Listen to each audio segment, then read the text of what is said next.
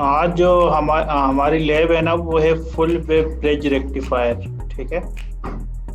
ये lab number change हो जाएगा क्योंकि हमने एक हमारी लैब स्किप भी हो गई थी। खाने में पांचवी लैब बनेगी। ये नंबर थोड़ा सा हम चेंज कर देंगे। अच्छा। फुल वेव ब्रिज रेक्टिफायर की आज हमने लैब करनी है। तो वैसे तो आपने फुल वेव आपने पढ़ा होगा half wave rectifier, full wave rectifier और ब्रिज रेक्टिफायर। ठीक है। मगर आज जो हमने लैब करनी है वो यूजिंग जो हमने पावर डायोड पढ़ा हुआ है उसी को यूज करके हमने लैब करनी है। ठीक है। ब्रिज सर्किट आपके लिए आपको पता है कि किस तरह से हम बनाते हैं ब्रिज सर्किट। ठीक है। तो हम क्या करेंगे, 220 वोल्ट की सप्लाई यूज करेंगे, 50 हर्ट्ज जो आपकी आ रही होती है वापडा की सप्लाई। ठीक है। उसको यूज करेंगे। एक ट्रांसफार्मर यूज करेंगे जिसका जो रेशो होगा वो 5:1, यानी जो सेकेंडरी वायरिंग है उसकी वाइंडिंग 5 टाइम्स ग्रेटर होगी देन दी सॉरी प्राइमरी वाइंडिंग होगी that will be 5 times greater than the secondary wiring. ये स्टेप डाउन ट्रांसफार्मर जो है ना बिहेव करेगा और जो भी आपकी इनपुट है ये डिवाइड बाय 5 होके यहाँ पे इनपुट बन जाएगी। आगे आपके एक ब्रिज रेक्टिफायर लगा हुआ है। ठीक है। जिसमें आपके 4 डायोड्स है। ठीक है। जो हम डायोड यूज करें वो IDP30E120, ये पहले हम लैब में यूज कर चुके हैं, वही पावर डायोड है। ठीक है। तो ये जो पार्ट है ये 4 डायोड वाला, ये हमारा जो है ना ब्रिज रेक्टिफायर है। और आगे इसके साथ एक रेजिस्टेंस यूज कर लेंगे 100 ओम की। अगले पार्ट में इसी रेजिस्टेंस के साथ पैरेलल में हम एक इंडक्टर यूज कर लेंगे। ठीक है। फिलहाल हम रेजिस्टेंस यूज करें। तो हमने कैलकुलेट कौन कौन सी चीजें करनी है वो देख लेते हैं। ठीक है। जो हमारा एजेंडा है ना आज का, वो हमने क्या करना है, इस रेक्टिफायर की एफिशिएंसी, इसकी थ्योरेटिकल वैल्यूज पहले मैं ये बताऊंगा, ये आपने शायद पढ़ी भी हो। Form factor, ripple factor, transformer utilisation factor, input power factor. ठीक है। Total harmonic distortion. और कोई भी एम्पलीफायर डिजाइन करते हुए इसकी efficiency, form factor, ripple factor, ये जितनी भी चीजें हमने लिखी हैं ये इम्पोर्टेंट होती है। इसलिए हम इसकी कुछ थ्योरेटिकल, पहले तो इसको डिफाइन करेंगे ना ये है क्या चीज, और फिर इसकी थ्योरेटिकल वैल्यू निकालेंगे। फिर हमने प्रैक्टिकल में जाना है मल्टीसिम पे, उधर हम सर्किट जो है ना बना के आपको जो है ना उसी को आप, मैं वैसे लैब से पहले मैंने एक सर्किट बनाया हुआ है, तो मैं अगर आपके साथ शेयर कर लूँ मल्टीसिम पे, इस तरह का ये मैंने सर्किट ऐड कर देते हैं।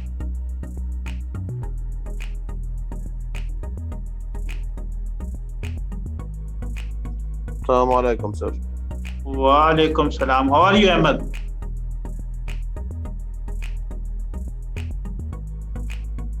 Alhamdulillah, I'm good, sir. How are you? I am fine अल्हम्दुलिल्लाह।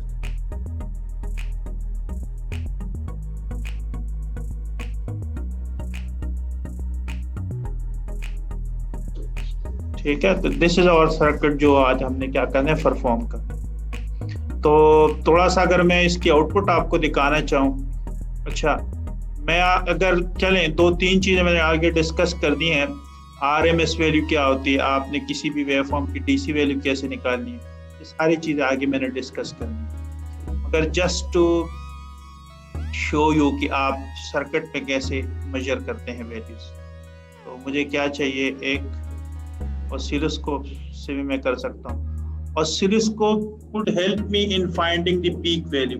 जब मेरे पास पीक वैल्यू आ जाएगी तो I can find the DC value using that peak value. ठीक है। तो जस्ट बताने के लिए कि मैं अगर इस ऑसिलोस्कोप के चैनल 1 पे ये इनपुट देखना चाह रहा हूँ कि इस साइड पे तो मेरे पास 220 है और RMS वैल्यू है ये। ठीक है। 50 हर्ट्ज है। मेरे पास आउटपुट क्या आएगी इस सेंटर टैप ट्रांसफार्मर के आउटपुट पे। सो इसको रन करते हैं एंड थोड़ी सी मुझे क्या करनी पड़ेगी, स्केल जो है ना ये चेंज करना पड़ेगा। मैं 20 का स्केल यूज करता हूँ, ये ऑलमोस्ट 60 से थोड़ा सा ज्यादा आ रहा है। क्योंकि एक जो आपके पास है ना, ये देखें आप, एक जो आपके पास है ये बॉक्स, दिस इज 20 वोल्ट को रिप्रेजेंट कर रहा है, तो 20 प्लस 20 प्लस 20 ऑलमोस्ट 60 से थोड़ा सा ज्यादा, ठीक है। सो कौन बताएगा ये वैल्यू क्या आनी चाहिए थी? वैसे ये वैल्यू, चले मैं थोड़ा सा आपको कैलकुलेटर भी बताता हूँ कि ये वैल्यू जो हमने निकाली है, देखें ना, हमारे पास जो इनपुट है वो है 220, ठीक है, क्या है, और अगर उसको मैं 5 से डिवाइड करता हूँ तो मेरे पास 43 की लगभग वैल्यू आनी चाहिए थी। उसके बजाय मेरे पास क्या आ रही है, एक मिनट में आपके साथ शेयर करता हूँ, 220 डिवाइड बाय 5, तो कोई 44 वोल्ट्स आनी चाहिए। ये 60 से ऊपर क्यों आ रहा है, कोई बता सकता है?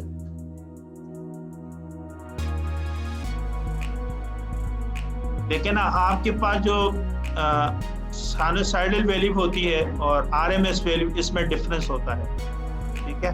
अगर आपने इस आरएमएस से साइनोसाइडल वैल्यू निकालनी है तो √2 से इसको मल्टीप्लाई कर दें। वो किस तरह से करते हैं वो आगे मैं आपको बताता हूँ कैसे आप, ठीक है, वो क्यों करते हैं वो थोड़ा सा पहले। वैसे ये चीजें आपने पढ़ी भी होंगी, मैंने शायद आपको कहीं भी बताई भी हूँ, नहीं है तो फिर भी आप इसको देख। मैंने नेम मैनुअल जो है ना वो आपके साथ ग्रुप में शेयर किया हुआ है।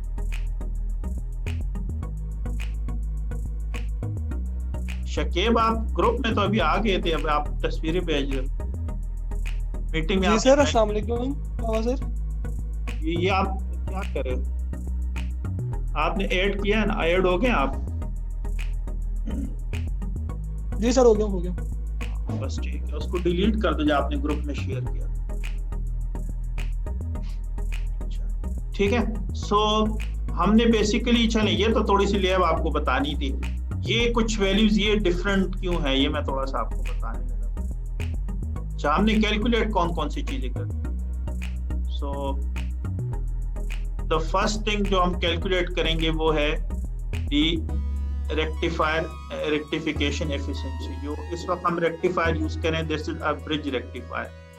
इस रेक्टिफायर की एफिशिएंसी हमने निकालनी है, फॉर्म फैक्टर निकालना है, रिपल फैक्टर निकालना है, और ये सारी चीजें। मगर इसमें दो चीजें इंपॉर्टेंट है, वो आगे यूज होंगी, तो वो पहले हम एड्रेस कर लेते हैं। और जो ये हमारी लैब है, इसमें जो दो कॉन्सेप्ट होते हैं वो होते हैं आरएमएस वैल्यू, और आपके पास अगर एसी वेव फॉर्म है तो उससे डीसी वैल्यू कैसे निकालते हैं, ठीक है। तो चलें पहले हम हमारे पास कोई एसी वेव फॉर्म ले लेते हैं, और उसकी अगर हमने डीसी वैल्यू निकालनी हो तो वो कैसे निकालेंगे। तो उसका जो तरीका होता है वो यूँ होता है कि हम क्या करते हैं, इस केस में फॉर एग्जांपल हमारे पास एक AC wave form, for example हमारे पास एक एसी वेव फॉर्म है और उसकी वैल्यू भी है VP sine omega, omega is the frequency, ठीक है, VP is the peak voltage. तो इस केस में आप इसको देख लें, ये 220 से ज्यादा होगा अगर अंडर। चलें, अगर ये है मेरे पास एक साइनोसाइडल वैल्यू, ठीक है, साइनोसाइड है मेरे पास जो इनपुट बनेगी ना इस रेक्टिफायर की, वो अभी आपको दिखाई है, वो ये वाली बनेगी जो अभी 6 वोल्ट से थोड़ी सी ज्यादा आ रही है, तकरीबन आ रहा था। मगर चलें, मैं इररिस्पेक्टिव ऑफ ये, अगर मेरे पास ये एक साइनोसाइडल वेव फॉर्म है, सपोज मैं करता हूँ दिस इज एक्स, और मैंने इस वेव फॉर्म की क्या निकालनी है, एवरेज वैल्यू निकालनी है, ठीक है, वी एवरेज निकालनी है, ठीक है। एवरेज वैल्यू क्या होगी या डीसी वैल्यू क्या होगी, उसका तरीका आपने शायद पढ़ा हो या किसी ने आपको बताया हो कि ये है ना आपके पास वेव फॉर्म। तो अगर आप area under the curve find कर लें, एरिया अंडर कर्व आपको पता है कि क्या होगा, तो यहाँ से आपके पास एवरेज वैल्यू आ जाएगी। ये एरिया अंडर कर्व अगर आप क्या कर फाइंड कर, ठीक है। एरिया अंडर कर्व कैसे आएगा, आप क्या करें, इसको इंटीग्रेट कर दें। अच्छा, अगर आप पूरा, एक तो ये है ना कि आप 0 से लेकर पूरा टी पे, मगर मैं चले क्या करता हूँ, ये 0 से पाई और ये हो गया 2 पाई।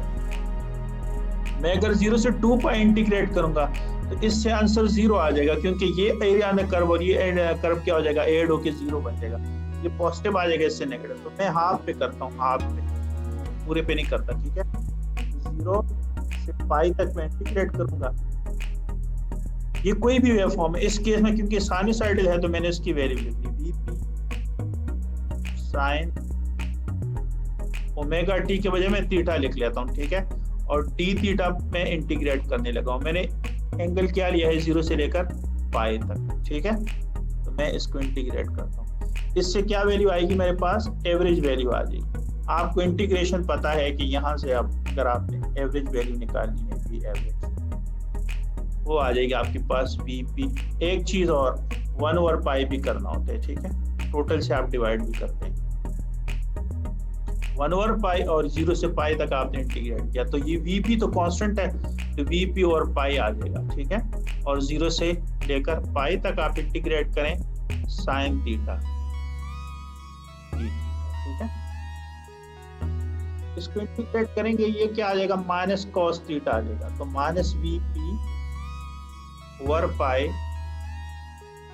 और मेरे पास इंटीग्रेशन इसकी आ जाएगी कॉस थीटा, सिंपल सी इंटीग्रेशन। अब इसमें आप लिमिट्स पुट करते हैं 0 से लेकर पाई तक, ठीक है।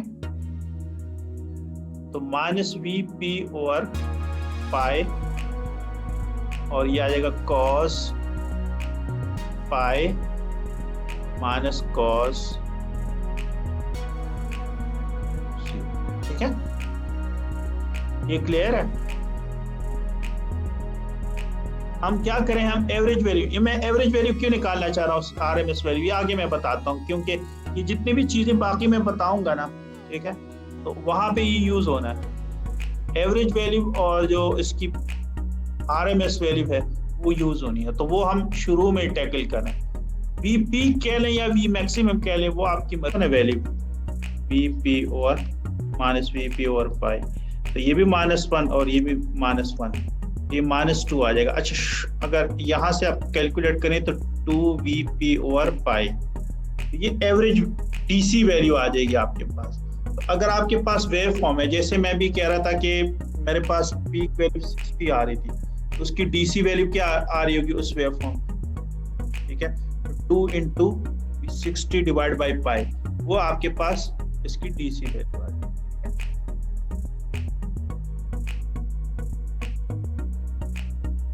ये पहली बात हो गई। ये तो है कि आपकी किसी भी वेव फॉर्म की आपने डीसी वैल्यू निकालनी तो कैसे करेंगे। अब हम आते हैं थोड़ा सा, इसी वेव फॉर्म की अगर आपने आरएमएस वैल्यू निकालनी है, वी आरएमएस, आरएमएस से क्या बनता है, रूट मीन स्क्वायर, रूट, ठीक है।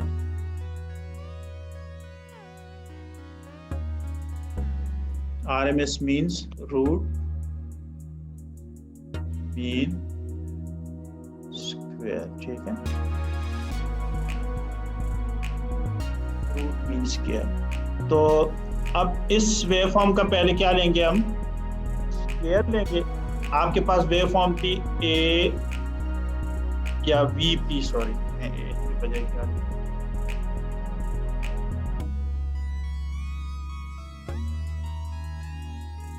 वीपी साइन थीटा था ना, इसका हम स्क्वायर ले लेते हैं। ये मैंने स्क्वायर लिया, इसके बाद मीन लेंगे। तो 0 से लेकर पूरे टाइम इंटरवल, 0 से लेकर 2 पाई तक मैं क्या करूंगा, इसको इंटीग्रेट करूंगा। आरएमएस वैल्यू में जब आप स्क्वायर ले लेते हैं तो नेगेटिव वाला जो फैक्टर था ऊपर आके पॉजिटिव हो जाता है, तो इसलिए 0 नहीं होगा, ठीक है। 0 से लेकर 2 पाई तक मैं इसको इंटीग्रेट करूंगा और 1/2 पाई से क्या कर लूंगा,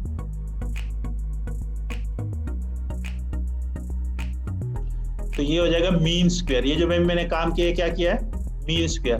और आखिर में जब मैं रूट लूंगा ना तो ये बन जाएगा रूट मीन स्क्वायर, ठीक है। तो चलिए स्टेप बाय स्टेप में चलते हैं, रूट बाद में मैं लेता हूँ, ठीक है।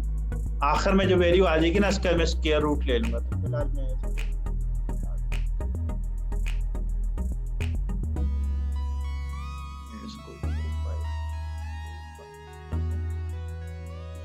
चलिए, ये अगर आप इसको इंटीग्रेट करें डी थीटा पे, ठीक है, तो आप इसको करें, ये आ जाएगा आपके पास 1/2 पाई VP square sine square theta D theta. ठीक है, अभी लैब से पहले ही आपने चीजें आपको आनी चाहिए, इसलिए मैं पहले से बता रहा हूँ आपको। वैसे डायरेक्ट भी मैं लिख सकता हूँ कि VP और √2। ठीक है, वो अगर आपको नहीं पता, मैं थोड़ा सा स्टेप्स लिए बता, एट दी एंड आंसर जो आएगा वो आ जाएगा VP और √। ठीक है, ये जो मैंने आपको तरीका बताया। ठीक है, मैं इसको शॉर्ट करके बता रहा हूँ क्योंकि अभी मेरे पास इतना टाइम नहीं है।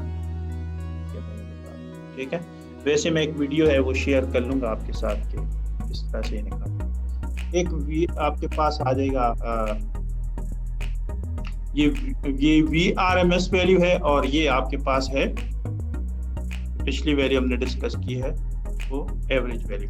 अब हम लैब की तरफ मूव करते हैं। ठीक है, कि लैब में हमने क्या करना है। तो लैब में सबसे पहले जो चीज हमने निकालनी है, चलिए मैं इधर आ जाता हूँ, डीसी आउटपुट वोल्टेज। ये तो आप निकालेंगे, थ्योरेटिकली क्या होनी चाहिए आपके ख्याल में आउटपुट वैल्यू। ठीक है, तो जो एक तो है ना कि मैं भी आउट लिख लूं ना, अभी आपको बताया है, और ये वाला फॉरवर्ड होगा। तो आपका जो करंट फ्लो करेगा ना वो इस डायरेक्शन में यू फ्लो करेगा। ठीक है, इस डायरेक्शन में आपका जो करंट है वो फ्लो करेगा। तो जब भी अगर मैं आइडियली सॉल्व करूँ ना, तो इस रजिस्टर के अक्रॉस वोल्टेज कितना होगा, तो ये तो ओपन हो गया ना, ये भी ओपन हो गया, तो मैं इसका जो इक्विवेलेंट सर्किट ड्रॉ करूंगा वो इस तरह का हो जाएगा। ये शॉर्ट, ये सर्किट आपका जो है ये ओपन हो गया। ठीक है, इसी तरह यहाँ से फिर ये ओपन। ठीक है, और यहाँ से ये हो जाएगा। ठीक है ना, यहाँ से इस तरह से ये कंप्लीट हो जाएगा रजिस्टर की। करंट जो आपका मूव करेगा, यानी अगर मैं ये कहूँ यहाँ से, तो जो आपका VM है ना वही आपका जो आपका पीक वोल्टेज है वो सारा का सारा इसके अक्रॉस ड्रॉप हो जाएगा। आइडियली अगर मैं बात करूँ कि अगर ये दो डायोड्स क्या हो जाते हैं, शॉर्ट हो जाते हैं। वैसे अगर मैं थोड़ा सा इसको ब्रीफली बताऊं तो डायोड के क्रॉस 0.7 का ड्रॉप होगा और 0.7 का ड्रॉप होगा, तो आपके पास जो V आउटपुट हो जाएगी वो VM माइनस 1.4 हो जाएगी। 1.4 क्योंकि स्मॉल वैल्यू है तो V आउट को हम VM भी सपोज कर सकते हैं। ठीक है, अब आपने क्या कैलकुलेट करना था, आपने कैलकुलेट करना था DC आउटपुट वोल्टेज।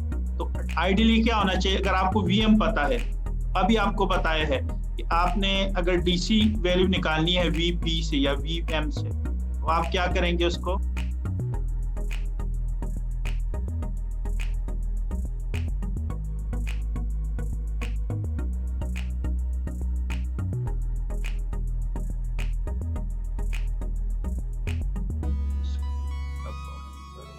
ठीक है,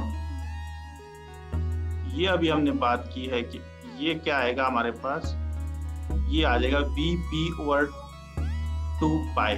तो जो भी आपका VP है, इस केस में अगर 60 है तो 60 × 2 120 डिवाइड बाई 3.14, ठीक है, पाई। उससे आपके पास वैल्यू आ जाएगी, आपके पास DC आउटपुट वैल्यू, वो आपने यहाँ लिख लिया। RMS वैल्यू अभी आपको बताई है कि आउटपुट की RMS वैल्यू क्या होगी। अगर आपको VP पता है, VP हमने निकाल लिया है ना, तो उसको आप क्या करें, √2 से क्या कर लें, डिवाइड कर लें, तो वो आ जाएगी आपके पास RMS वैल्यू। ये दो चीजें थ्योरेटिकल की अभी बात कर रहा हूँ, उस पर हम बाद में आते हैं प्रैक्टिकली। ठीक है, ये दो चीजें। अब हम आते हैं एफिशिएंसी की तरफ कि व्हाट इज एफिशिएंसी। तो एफिशिएंसी जो है इसकी, जो किसी भी सर्किट की या किसी भी रेक्टिफायर सर्किट की हम किस तरह से डिफाइन कर सकते हैं, उसको डिफाइन करने का तरीका ये है कि रेक्टिफायर का जो जॉब है वो क्या है, वो DC जो सिग्नल है उसको कन्वर्ट करता है इनटू AC।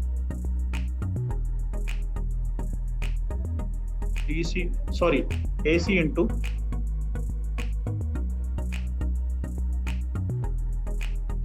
AC, कोई भी AC आपके पास सिग्नल इसको DC में कन्वर्ट करता है। ठीक है, तो जो भी आपका इनपुट सिग्नल होगा उसकी कोई पावर होगी, ठीक है, और जो आपके पास डीसी में चेंज हो गया उसकी भी कोई पावर होगी। तो अगर आपने इस सर्किट की एफिशिएंसी निकालनी है, रेक्टिफायर सर्किट, तो जो आउटपुट पावर है, जो इस केस में क्या है, डीसी पावर, हमारे पास आउटपुट पावर है क्योंकि हमारे पास जो सिग्नल आएगा वो डीसी सिग्नल आएगा, डिवाइड बाय इनपुट पावर, और इस केस में आपके पास जो सिग्नल होगा वो एसी सिग्नल है, तो इनपुट सिग्नल हम लिख लेंगे एसी पावर, ठीक है।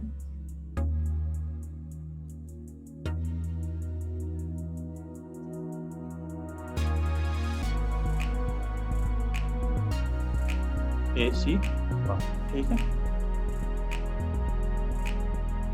अच्छा, पावर जो होता है वो आपने पढ़ा होगा, वो होता है आई स्क्वेयर ओवर आर, या अगर आप यूं लिखना चाह रहे हैं वी इंटू आई। वोल्टेज और करंट को क्या कर दें, मल्टीप्लाई कर दें, तो आपके पास क्या आ जाएगा, पावर आ जाएगा, ठीक है। तो चलिए हम किसी एक फार्मूले से कर लेते हैं, जैसे मैं ये आई स्क्वायर ओवर आर वाला फार्मूला, तो डीसी पावर क्या होगी, जाहिर है मुझे करंट कौन सा लेना पड़ेगा, डीसी करंट, तो आई एवरेज करंट लूंगा, आई डीसी करंट लूंगा, इन आई स्क्वायर जैसी करंट का स्केयर लूंगा और इनटू आर। आर तो मेरे पास दोनों में सेम है ना, रेजिस्टेंस सेम, और जब मैं एसी लूंगा तो उसके लिए मैं वैल्यू ले रहा हूं आरएमएस, ठीक है, क्योंकि मैंने इनपुट किसमें लिया हुआ है, आरएमएस में, इनटू आर, ठीक है, और इसका भी स्क्वायर। तो ऊपर वाला मेरी डीसी पावर हो गया, नीचे वाला एसी पावर हो गया, आर और आर क्या हो जाएगा, कैंसिल हो जाएगा। अब मैं आपसे पूछता हूं, अगर मुझे पीक वैल्यू पता है, ठीक है, उससे मैं एवरेज करंट कैसे निकाल सकता हूँ। वोल्टेज और करंट के लिए सेम है, अगर आपको करंट निकालना है तो करंट को यूज कर लें। फॉर एग्जाम्पल अगर मुझे करंट के बजाय वोल्टेज गिवन हो, पीपी आईपी, उसका तरीका क्या है कि अगर मैंने उससे निकालना है आएगा, तो मैं क्या करता हूं, मैं यहाँ पे इसकी वैल्यू पुट कर लेता हूँ, ठीक है। तो आई एवरेज जो है उसकी जो वैल्यू है मेरे पास, वो आ जाएगी मेरे पास 2 IP ओवर पाई का स्क्वायर आ जाएगा। और नीचे जो मेरे पास RMS वैल्यू है, उसका तरीका क्या है कि अगर IP आपको पता है, उसको क्या कर लें, √2 से डिवाइड कर लें, तो वो आ जाएगी आपके पास RMS वैल्यू, ठीक है। अब आप इन दोनों को करेंगे ना सॉल्व, तो क्या आ जाएगा आपके पास, ऊपर आ जाएगा 4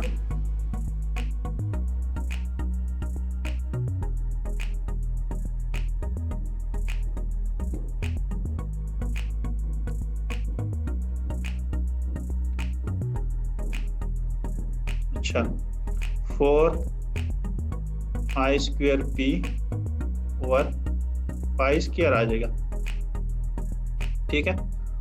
और नीचे से आ जाएगा मेरे पास, अगर डिवाइड कर लूं तो आ जाएगा IP square over 2।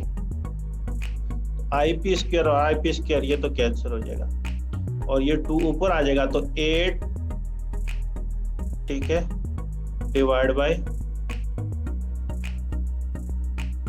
Pi square, ठीक है, अगर मैंने सही किया।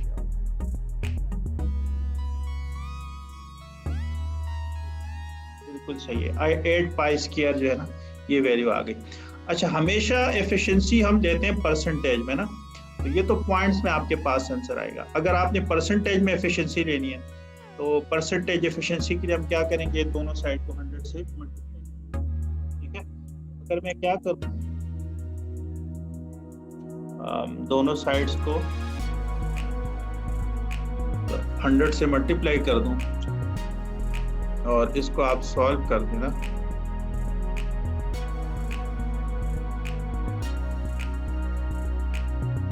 ठीक है। ये मैं बात कर रहा हूँ परसेंटेज एफिशिएंसी की ना। अगर आप परसेंटेज एफिशिएंसी की बात करें तो उसका तरीका क्या है कि जो भी आपके पास आंसर आया है 8 ओवर पाई स्क्वायर, इसको 100 से मल्टीप्लाई कर दो। ये आप सॉल्व करेंगे, ये तकरीबन 81 पॉइंट, मैंने थोड़ी देर पहले किया था, 81 पॉइंट समथिंग, या चलिए अगर मैं कर भी लूँ यहाँ से कैलकुलेटर से, टाइम मेरे पास क्योंकि शॉर्ट हो आ जाएगा 81.0, हाँ तकरीबन 5 यानी 81.1 के लगभग कोई आपकी एफिशिएंसी आ गई अगर मैं राउंड अबाउट करूँ। ये परसेंटेज एफिशिएंसी आ गई। वैल्यू की बात करूँ, जब आप करेंगे इसके लिए उसके लिए मेजर्ड के लिए, तो आप क्या करेंगे, यहाँ से ये देखकर मैं सर्किट दिखा देता हूँ आपको। यहाँ से पीक वैल्यू है ना, ठीक है, वो यहाँ से आप कैलकुलेट कर लें, ये आ जाएगी आपके पास, ये आ रही है। इसी से आप क्या करें, ये देखें ना आरएमएस वैल्यू आई हुई है, ये एग्जैक्ट, अच्छा ये तो नहीं, ये तो टाइम है ना मिली सेकंड में। तो ये वोल्टेज अगर आप यूज कर लें पीक वोल्टेज यहाँ से, और इससे फिर आप पीक वोल्टेज से आप डीसी वैल्यू भी निकाल लें, आरएमएस वैल्यू भी निकाल लें, और उससे फिर आपकी एक्चुअल वैल्यू आएगी। इतना डिफरेंस नहीं आएगा क्योंकि ये सिमुलेशन बेस्ड है। थोड़ा सा अगर सर्किट्स में आप चले जाएं उसमें थोड़ा बहुत आपका डिफरेंस आ जाता है कि हम सिमुलेशन करें तो इतना डिफरेंस नहीं आएगा, तकरीबन इसके लगभग की वैल्यू आएगी। ठीक है, ठीक है जी, ये बात समझ आ रही है। अच्छा, ये तो हो गई एफिशिएंसी। अब हम इसी लैब के साथ, हमने जो अभी थोड़ी देर पहले की है, इसी के साथ अगर मैं आपको लैब पे ले जाऊं जो आपके मैनुअल मैंने शेयर किया हुआ है, ठीक है, तो अगर हम क्या करें, मेरी आवाज क्लियर है? कोई किसी को वाइब्रेट करके आ रही है? जी क्लियर है आवाज? अच्छा अच्छा, ये मैं बात कर रहा था, ये भी हो जाएगा। ये थ्योरेटिकल वैल्यू बता दिया आपको, और आपको मैंने बता दी है थ्योरेटिकल वैल्यू कैसे निकालने हैं। अब हम आते हैं अगली, और इसकी जो मेजर्ड वैल्यू है वो किस तरह निकालनी है। अब हम आते हैं फॉर्म फैक्टर और रेफरल फैक्टर पे। ठीक है, फॉर्म फैक्टर क्या होता है फॉर फुल वेव रेक्टिफायर, और इस तरह रेफरल फैक्टर क्या होता है। तो पहले चले हम जाते हैं फॉर्म फैक्टर।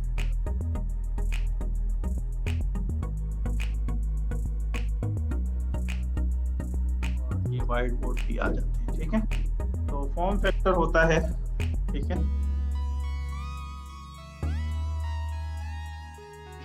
आपसे मैं पूछ रहा हूं कि जो फॉर्म फैक्टर होगा ना, वो होगा हमारे पास, हम क्या कर रहे हैं, हम यूज कर रहे हैं हम इस वक्त लैब किस चीज का करते हैं, मेरे पास जो इनपुट है ना, हाँ ये सही है, वो है एसी वोल्टेज। ठीक है, और जो मेरे पास आउटपुट है वो है डीसी, जिसको मैं भी एवरेज में मेजर करता हूं। तो फॉर्म फैक्टर जो है वो इन दोनों वोल्टेजेस का क्या है, रेशो है। The ratio of VRMS input voltage divide by V average जो कि आउटपुट वोल्टेज है। तो फॉर्म फैक्टर भी हम निकाल सकते हैं, इसी फार्मूले को यूज करके हम फॉर्म फैक्टर निकाल सकते हैं।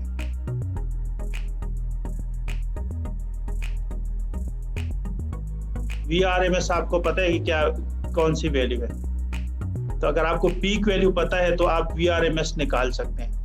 आपको पीक पता है, उसको क्या करें, अंडर रूट से डिवाइड कर दें, ये RMS वैल्यू आ जाएगी। ठीक है, और आपको चलें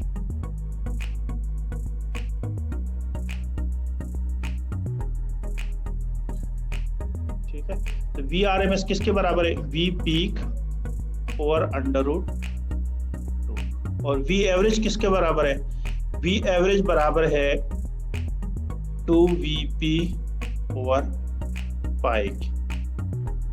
ठीक है, तो VP और VP क्या हो गया, कैंसिल हो गया, तो पाई ऊपर चला गया, पाई ओवर 2 अंडर रूट, ये आ जाएगा आपका फॉर्म फैक्टर। ठीक है, तो फॉर्म फैक्टर इसको कुछ भी नहीं है, इनपुट वोल्टेज डिवाइड बाय, या आप करंट्स के लिए भी कर सकते हैं। ठीक है, आप बेशक आप आउटपुट इनपुट करंट ले रहे हैं IRMS over input output current, उसमें फिर आपका IP और IP कैंसिल हो जाएगा, एग्जैक्ट यही ये फॉर्म फैक्टर आप कर लेना, ये तकरीबन आएगा 1.11। ये मैं थ्योरेटिकल वैल्यू की बात कर रहा हूँ। मेजर कैसे करेंगे? मेजर वही तरीका आपको बता दी, पीक आप वहां से कैलकुलेट कर लें, आरएमएस कैलकुलेट कर लें, और पीक से आप क्या करें, एवरेज कैलकुलेट कर लें, और उसको फिर क्या करें, सॉल्व कर लें। ठीक है, ये उम्मीद है आपको बात ये मेरी समझ आ रही होगी।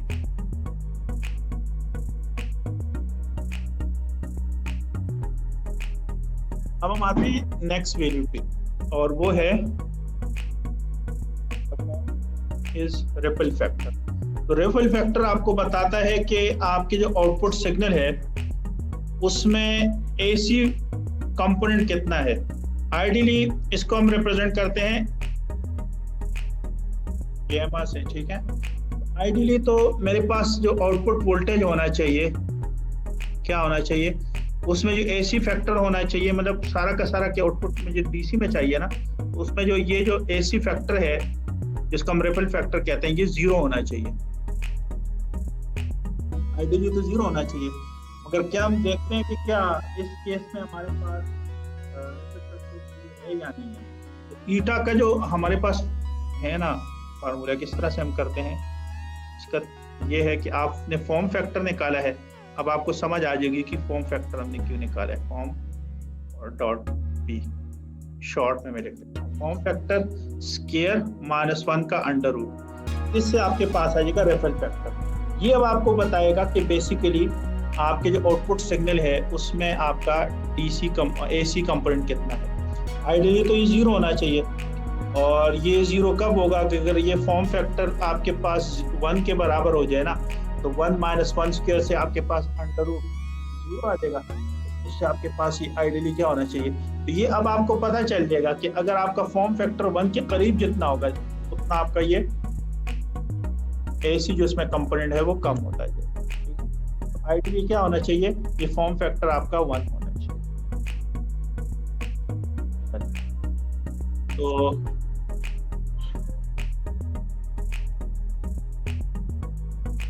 अच्छा, अब हमने फॉर्म फैक्टर निकाल लिया था, उसी को यूज कर लेते हैं।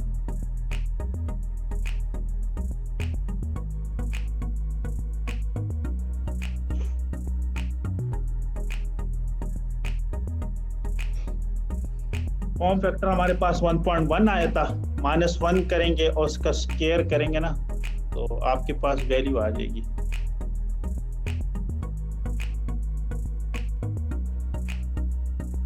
फिर मैं यहाँ पे यूज कर लूँ ना 1.1 स्क्वायर -1, तो ये फॉर्म फैक्टर हमारे पास, सॉरी रिपल फैक्टर आएगा 0.48। तो इसको भी हम परसेंटेज में देखते हैं। ठीक है, तो परसेंटेज में करने के लिए अगर मैं इसको परसेंटेज में करूं तो इसके साथ मुझे क्या करना पड़ेगा, 0.48 के साथ 100 मल्टीप्लाई कर, तो ये 48% जो है ना। ठीक है, ठीक है, ये आपका रिपल फैक्टर है। ठीक है जी, जी समझ आ रही कि नहीं आ रही? तो सब सो रहे हैं। जी सर आ रही। अच्छा अच्छा, नहीं ठीक है, गुड। अब हम आते हैं इसकी तरफ। ठीक है, नेक्स्ट जो ये देखें ना, हमने डीसी आउटपुट वोल्टेज की बात की, आरएमएस आउटपुट वोल्टेज की बात की, एफिशिएंसी की बात की, फॉर्म फैक्टर की बात की, रिपल फैक्टर की बात की। ठीक है, ये सारी चीजें हमने कर ली। अब हम आते हैं ट्रांसफार्मर यूटिलाइजेशन फैक्टर। ठीक है, तो इसको आप सर्च कर लीजिएगा, नहीं है तो मैं ये इधर से बता देता हूँ। ठीक है, आपने ट्रांसफार्मर यूटिलाइजेशन फैक्टर होता क्या है, और फिर हमारे लिए कैलकुलेट करना कोई मसला नहीं है। ठीक है, ये होता है ट्रांसफार्मर यूटिलाइजेशन फैक्टर। ठीक है, अगर आपको बेसिक डिफिनेशन पता चल जाए तो फिर आप कर सकते हैं इसको। क्या है ट्रांसफार्मर यूटिलाइजेशन फैक्टर? जिस तरह हमारे पास था ना एफिशिएंसी में, ऊपर आप डीसी पावर आउटपुट लेते थे, डीसी पावर ले लेते थे और उसको डिवाइड करते थे इनपुट पावर से। तो आपने इस केस में भी, ट्रांसफार्मर के केस में, आउटपुट पे जो आपके पास पावर आ रही है डीसी पावर, जाहिर है क्योंकि आपके आउटपुट डीसी में है, उसको डिवाइड करें इफेक्टिव वीए रेटिंग। वीए रेटिंग क्या होती है? आप ये ट्रांसफार्मर, कोई भी ट्रांसफार्मर आप यूज कर रहे हैं उसकी कोई ना कोई रेटिंग होगी, पावर रेटिंग होगी। वीए कि कितना वोल्टेज और कितना करंट जो है ना वो इसमें से पास हो सकता है, ये उसकी रेटिंग होगी। ये आपको मिल जाएगी। आप जैसे इस केस में हम सर्किट में अगर चले जाएं और मैं चलें इसको शेयर कर लूँगा सर्किट, ठीक है, और इस ट्रांसफार्मर पे अगर हम क्लिक कर देना तो मैक्सिमम आउटपुट कह रहे हैं इसमें से पावर, ये इसकी पावर है ना, ठीक है। मैक्सिमम कितना वोल्टेज जा सकता है इसमें? 250, और मैक्सिमम कितना करंट जा सकता है इनटू 5, तो 250 इंटू 5 की आ जाएगी इसकी ये रेटिंग, ठीक है, ये इसकी रेटिंग आ जाएगी। क्लियर है? तो यहां से ये आपको रेटिंग मिल जाएगी आपको। क्लियर है जी? अच्छा,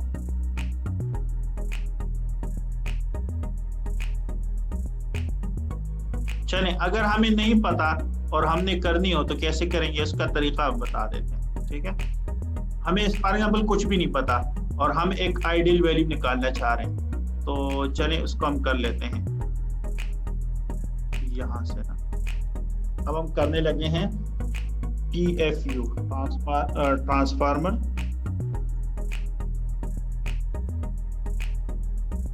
यूटिलाइजेशन फैक्टर, ठीक है।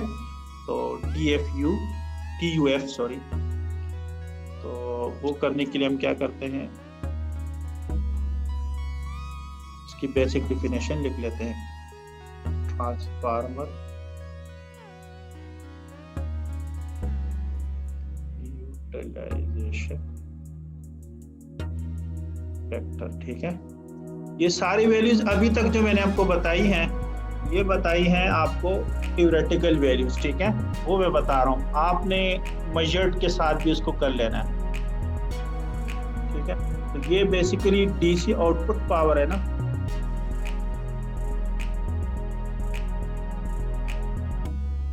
और उसका हमने VA फैक्टर है ना, VA रेटिंग कह लें इसको आपकी ट्रांसफर, ठीक है। इस तरह से करेंगे। एक चीज तो अभी आपने कैलकुलेट की है, ठीक है, ऊपर वाला तो सेम रहेगा। उसका तरीका क्या है कि आप यूं लिख लें इसको ना,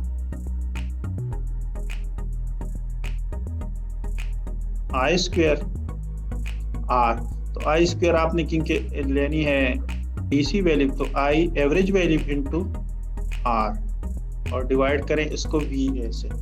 तो VA बेसिकली क्योंकि आपके पास जो वैल्यू होगी वो RMS में होगी,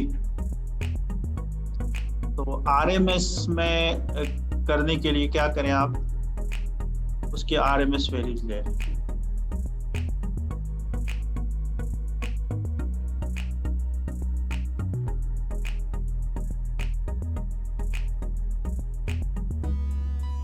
ठीक है, तो RMS अगर आपने वैल्यू लेनी है V इंटू A, तो V RMS ले लेते हैं और जो करंट है उसका RMS वैल्यू ले लेते हैं। वो आपको पता है कि RMS वैल्यू और VP का आपस में क्या रिलेशन है।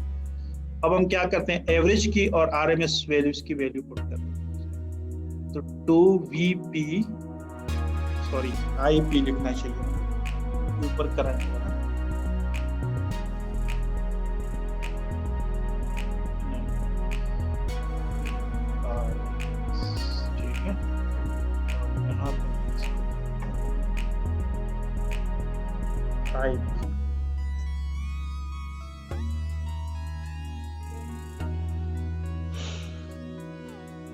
तो IP स्क्वायर हो जाएगा, ठीक है। यहाँ पे अगर मैं लिख लूं इसको IP, एक मिनट इसको मैं साफ कर,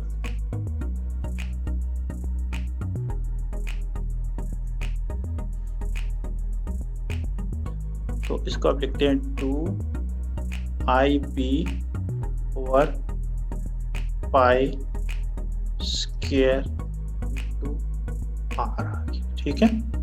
और नीचे मैं लिखने लगा हूँ VRMS, तो VRMS की वैल्यू होगी VP ओवर √2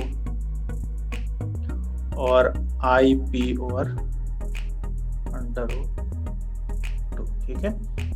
तो अब आप देख लें कि आपने किस तरह से करना। ऊपर आ जाएगा आपके पास 4IP² ओवर π² इंटू R,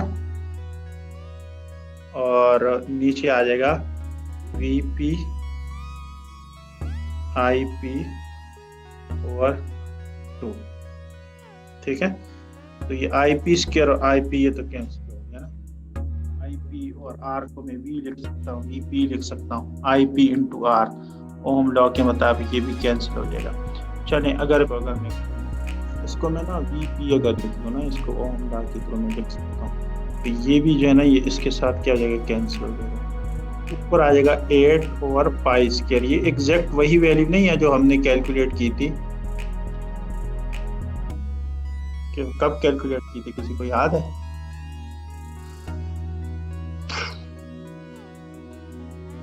आपको दिखा देते हैं। चलो, इस तरह की वैल्यू आप कैलकुलेट कर चुके हैं पहले, एफिशिएंसी में कैलकुलेट की थी 81%। ये वही इस केस में आपकी एफिशिएंसी और उसी ट्रांसफार्मर भी डिपेंड कर रही है, तो वही आ गई आपके पास वैल्यू, ठीक है। तो ये मैक्सिमम वैल्यूज ये देखें ना, ये वही आ गई आपके पास एफिशिएंसी। परसेंटेज में लिखेंगे तो ये वही एक वैल्यू आ जाएगी जो अभी आपने निकाली है, ठीक है। इसमें आपके पास जो ट्रांसफार्मर यूटिलाइजेशन फैक्टर है और जो एफिशिएंसी है वो सेम है। इनपुट पावर फैक्टर आपको पता होगा क्या होगा, और ये दो चीजें आपने खुद कर ली, ठीक है। ये मैंने आपको कितनी चीजें बता दी, 1 2 4 5 6, ठीक है। एक दो चीजें मैं आपको कह रहा हूँ कि आप खुद करें इसको, ठीक है। अच्छा, अब हम आते हैं लैब की तरफ, ठीक है। हमने किस तरह से करनी है चीजें वो थोड़ा सा मैं दिखा दूँ। ये हमने सर्किट बना लिया, ये इसकी आउटपुट हमने देख ली, ठीक है।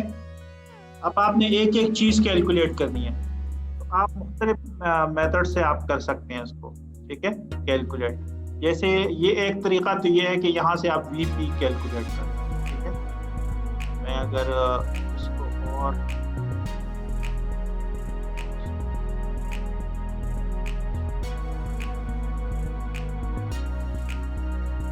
तो ये देखें तकरीबन 60 के लगभग आ रही है आपकी वैल्यू, ठीक है। ये इनपुट आ रही है आपके पास, ठीक है। और ये देखें तकरीबन 60 से थोड़ा सा शायद ज्यादा, क्योंकि तीसरी एक 60 आ रही है एग्जैक्ट, क्योंकि ये एक बॉक्स दूसरा बॉक्स तीसरी बॉक्स की लाइन हमें नजर नहीं आ रही, ठीक है। तो अगर मैं इसको ना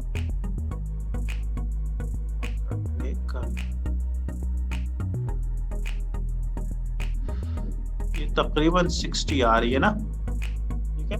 एक बॉक्स दूसरा बॉक्स और तीसरा बॉक्स, तो VP अब आपके पास 60 हो गया। चलिए, अगर VP आपने, ये मैं मेजर्ड वैल्यू की बात कर, अब VP अगर आपके पास 60 हो गया है, तो अब आप मुझे बताएं टैब की तरफ अगर कि यहाँ पे पहले यहाँ पे क्या आएगा, DC आउटपुट वोल्टेज में VP आ गया आपके पास। तो VP के साथ आप 2 मल्टीप्लाई करें और पाई से क्या कर दें, डिवाइड कर दें, तो ये आउटपुट वैल्यू आ जाएगी आपके पास 2 × 60 डिवाइड बाई पाई। यानी अगर मैं यहाँ से कैलकुलेटर खोल के आपको बता दूं, खुला हुआ है और मैं आपको शेयर कर ये है ना, तो 2 मल्टीप्लाई बाई 60, ठीक है, 120 आ गया, डिवाइड बाई मैं क्या कर लेता हूँ, पाई से डिवाइड, तो ये तकरीबन 38.1971 वोल्ट आ जाएगा। ये है मेजर्ड वैल्यू। एक आपने वहां से की है, वो आपको पता होगी क्या वैल्यू है, जो थ्योरेटिकल वैल्यू आपने लिखी, वो कैसी लिखी है वो आपको बता दिया कि कैसे आपने लिखनी है। RMS वैल्यू आपके पास आ रही है ना, VP की 220, उसको 5 से डिवाइड करें, ठीक है, वो RMS वैल्यू आ जाएगी। RMS से आपने पीक में जाना है तो √2 मल्टीप्लाई कर दें, ठीक है।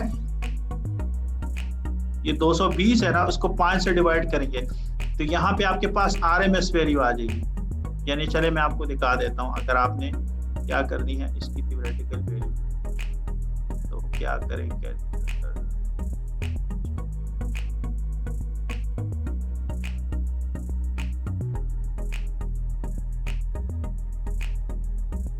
ये आ गया आपके पास कैलकुलेटर, ठीक है। 220 वोल्ट था, उसको आप 5 से डिवाइड करें क्योंकि रेशो आपने जो ट्रांसफार्मर लगाया हुआ है वो इस तरह का आएगा। मगर ये 44 volt this is RMS value, तो आप क्या करें, इसको मल्टीप्लाई करें ना, ठीक है, इसको आप मल्टीप्लाई करें किसके साथ, ये आ जाएगी आपके पास पीक वैल्यू, ठीक है, समझ आ रही है। इस पीक से आप फिर कैलकुलेट करें, उधर 60 आ रहे हैं तकरीबन, ये आपका 62 के लगभग आ रहा है, थोड़ा बहुत डिफरेंस आ रहा है आपके पास, ठीक है, वो एवरेज और उसमें थोड़ा सा डिफरेंस आ रहा है, समझ आ रही है ना। क्योंकि वी पीक में एक और चीज मैंने अभी आपको बताई नहीं है कि वी आउट और वी एम बराबर नहीं होते वी पीक। इसमें से अगर आप 1.4 माइनस करें ना, मैंने आपको इनिशियल एक वैल्यू बताई है, मैं दोबारा बता देता हूँ कि आप क्या करें, 10 मिनट रह गए तो चले हम रैप अप करते हैं। मैं अगर यहाँ से व्हाइट बोर्ड आपके साथ शेयर करूँ,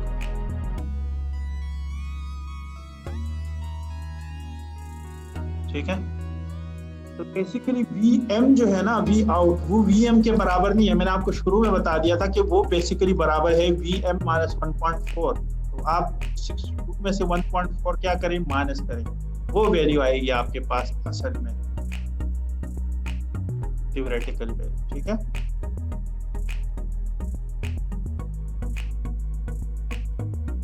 आज के लिए मैं इधर से थोड़ा सा बता देता हूँ आपको, देखे ना, मैं थ्योरेटिकल वैल्यू की बात कर, तो थ्योरेटिकल वैल्यू कैसे मैंने निकाली कि मैंने बेसिकली क्या किया,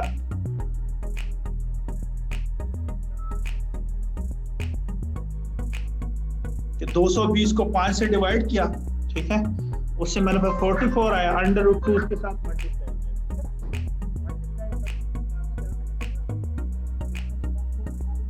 कर लेना, ठीक है।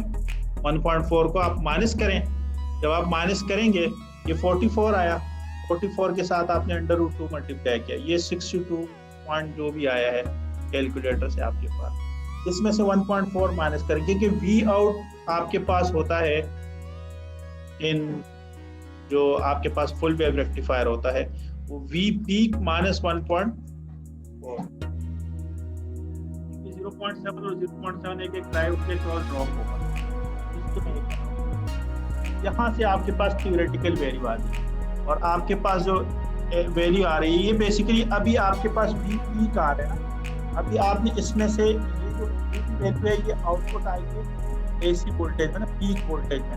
अब आपने क्या करना है, वी आउट का वी एवरेज निकालना है, तो उसका क्या तरीका है, 2VP और क्या करें, पाई करें, उससे आपके पास वैल्यू आ जाएगी। यहाँ से जो भी वैल्यू आती है 61 पॉइंट या 61 पॉइंट या 61 जो भी आता है आपके पास, या 60 पॉइंट कुछ आएगा, उसके साथ आप 2 मल्टीप्लाई करें और पाई से क्या करते हैं, डिवाइड करें, ये थ्योरेटिकल वैल्यू आ जाएगी आपको, ठीक है। और एक आपने मेजर्ड वैल्यू है, वो मैंने आपको बता दी, वो सर्किट्स में से आपने एक आपने सर्किट में से करना है, उसका तरीका आपको बता दी यहाँ से, और एक आपने करना है, चलिए मैं बेसिकली आउटपुट कैलकुलेट करके इधर से बता देता हूँ कैसे आपने आउटपुट हम इस रजिस्टर के क्रॉस ले लिया, तो इस रजिस्टर के क्रॉस आउटपुट लेके आपको दिखा देता हूँ कि क्या आती है मेरे पास वैल्यू, ठीक है। तो मैं इसका डिवीजन थोड़ा सा सेट कर लेता हूँ, तकरीबन उतनी ही है जितनी आपके पास इनपुट है ना, उतनी, उससे थोड़ी सी शायद से कम होगी, 1.4 वाला जो चक्कर में बात कर रहा हूं, वो आप यहां से कैलकुलेट तकरीबन 60 आप ले सकते हैं उसको, ठीक है। ये वी पीक ओरिजिनल आपका वी पीक है, ठीक है, ये आपका क्या आएगा, वी पीक आ जाएगा, इसको यूज करके फिर आप निकाल लें जो वैल्यू है। ये किसी को क्लियर नहीं है तो मुझसे पूछ लें, मैंने तो काफी आपको टाइम लगा दिया कि आपको ये चीजें समझ आ जाए, थ्योरेटिकल का भी डिफरेंस आ जाए, मेजर्ड का भी, आरएमएस वैल्यू का, एफिशिएंसी का, फॉर्म फैक्टर, रिपल फैक्टर और ट्रांसफर यूटिलाइजेशन फैक्टर। ठीक है, इसकी थ्योरेटिकल वैल्यू दोस्तों। इसकी आपने लैब करनी है, मैंने पिछली लैब भी आपसे अभी तक नीली 2 वीक का टाइम हो गया, उम्मीद कर रहा हूँ कि आपने मल्टीसिम इंस्टॉल कर दिया होगा। ठीक है, मल्टीसिम इंस्टॉल करें, मैं आपको आज की डेडलाइन दूंगा इसकी। ठीक है, तो डेडलाइन में आपको दूंगा तकरीबन 9-10 बजे तक। ठीक है, उस वक्त तक आप ये लैब कर लें, मुझे आपने जमा करानी है। इसकी थ्योरेटिकल वैल्यू